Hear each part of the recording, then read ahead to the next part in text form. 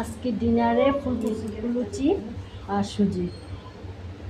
আজকে ডিনার আমরা আন্টি করছে ফুলকো লুচি আর সুজি, অনেক টেস্টি হবে। চলো দেখাই আপনার সাথে, আমরা শেয়ার করছি আজকে আমরা কি খাবো।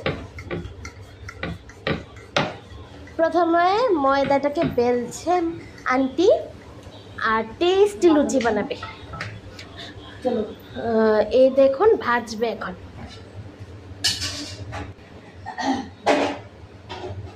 সুজিটা করা হয়ে গেছে, একটু পরে আমরা খেতে বসবো লুচির সাথে সুজি।